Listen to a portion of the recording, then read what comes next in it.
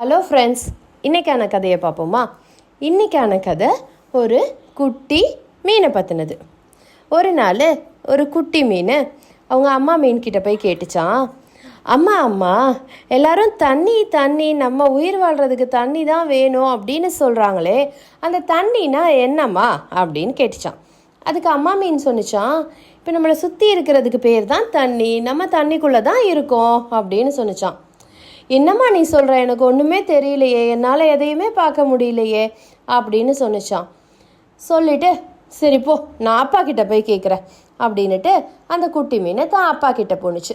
அப்பாவும் அதையே சொன்னாங்களாம், நம்ம வாழ்கிறதே தண்ணிக்குள்ளே தாண்டாமா, நம்மளை சுற்றி இருக்கிற இந்த விஷயந்தான் தண்ணி அப்படின்னு. அப்பா நீ சொல்கிறதெல்லாம் சரி, ஆனால் என்னால் அதையே பார்க்க முடியல அப்படின்னு சொன்னிச்சான். உடனே எனக்கு ஒன்றுமே புரியல போங்க அப்படின்னுட்டு அந்த குட்டி மீன் சோகமாக போய்கிட்டு இருந்தப்ப அங்கேருந்து ஒரு பெரிய சுறா மீன் வந்துதான். அந்த சுறா மீன் பார்த்துட்டு கேட்டுச்சான், ஏன் குட்டி மீனை இவ்வளோ சோகமாக இருக்க அப்படின்னு. அதுக்கு அந்த குட்டி மீன் சொன்னிச்சான், தண்ணினா என்னன்னு நான் எங்கள் அப்பாட்ட கேட்டேன், அம்மாட்ட கேட்டேன், ஆனால் எல்லாரும் இதுதான் சொல்கிறாங்களே தவிர அதை காமிக்க மாட்டேன்றாங்க அப்படின்னு சொன்னிச்சான்.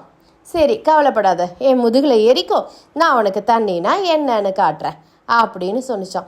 சந்தோஷமாக அந்த குட்டி மீன் என்ன பண்ணிச்சான், மேலே ஏறிச்சான். மேலே ஏறினோன்னே இந்த மீன் என்ன பண்ணிச்சான், பெரிய மீன் சுறா மீன் வேகமாக தண்ணியை விட்டு வெளியில் வந்துதான். வெளியில் வந்தோன்னே குட்டி மீனுக்கு மூச்சு திணற ஆரம்பிச்சிருச்சு.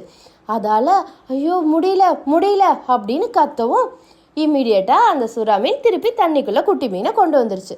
கொண்டு வந்ததுக்கப்புறம் சொன்னிச்சான், இப்போ தெரியுதா தண்ணினா என்னன்னு அப்படின்னுச்சான்.